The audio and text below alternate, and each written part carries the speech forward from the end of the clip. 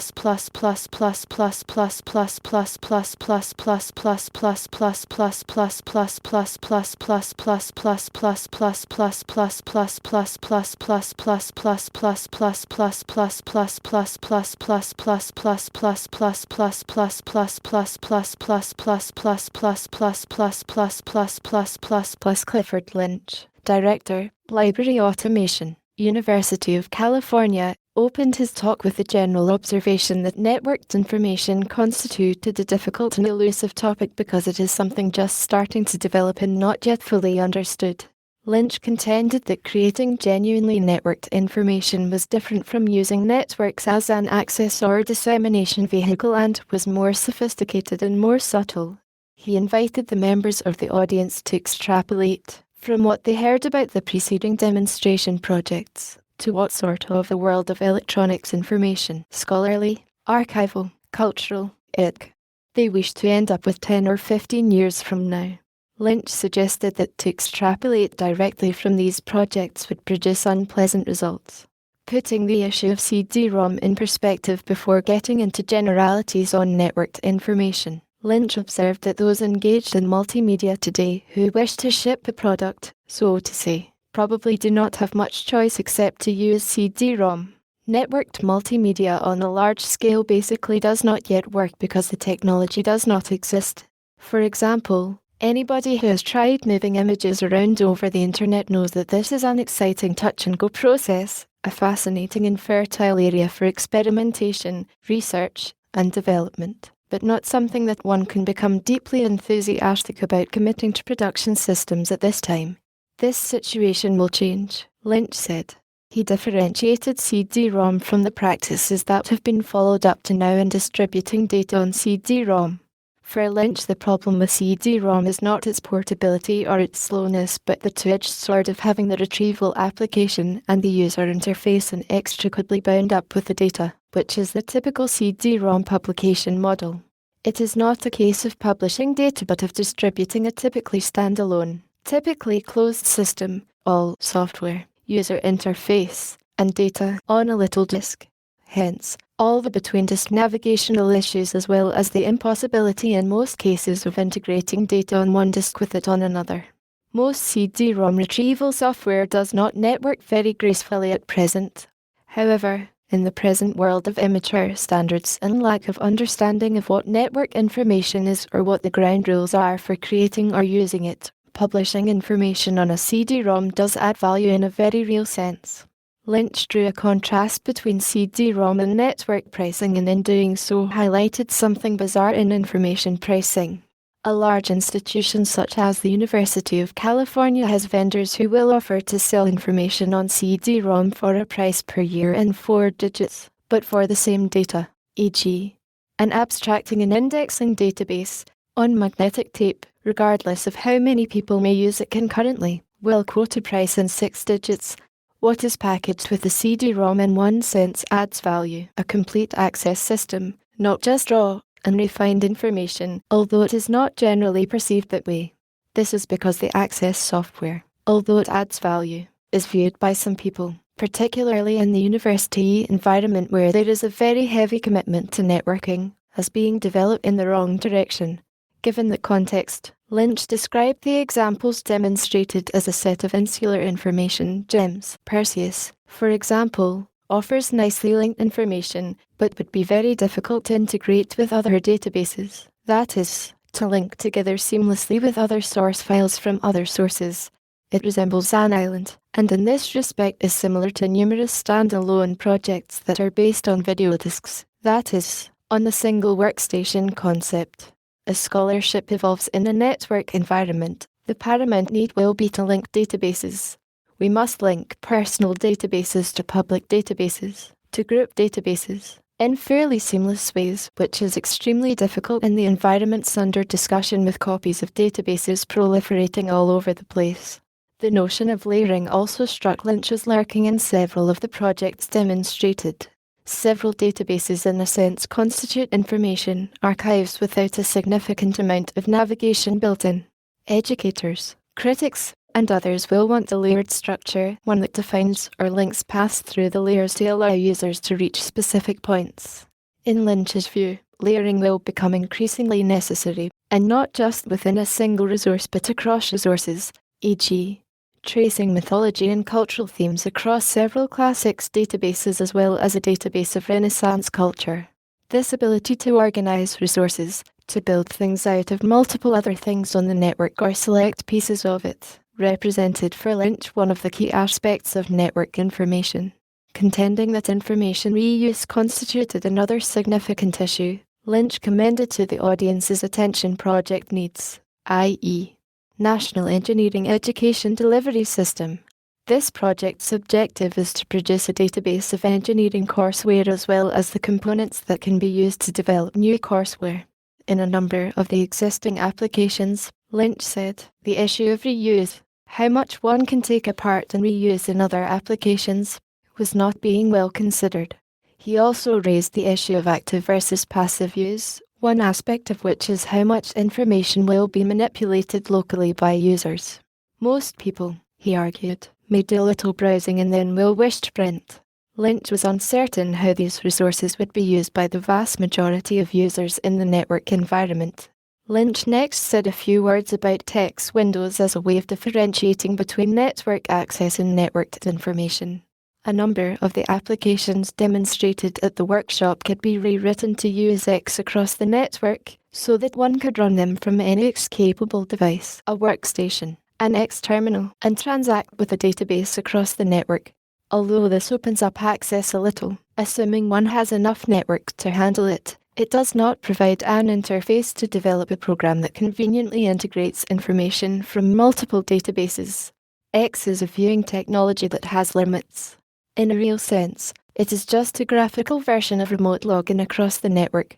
X-type applications represent only one step in the progression towards real access.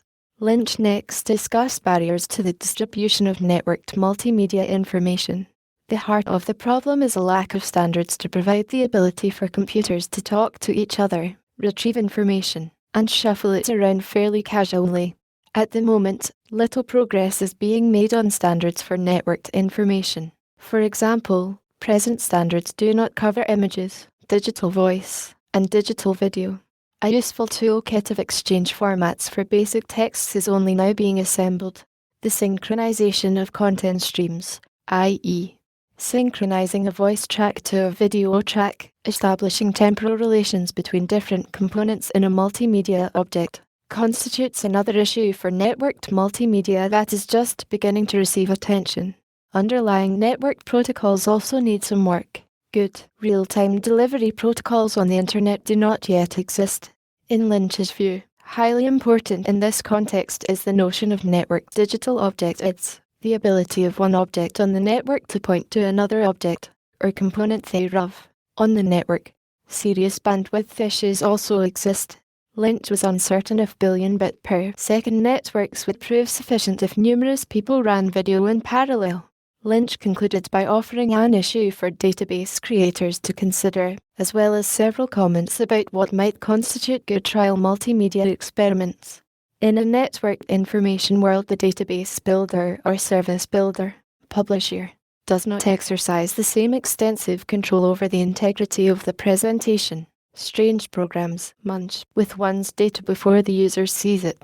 Serious thought must be given to what guarantees integrity of presentation. Part of it is related to where one draws the boundaries around a networked information service.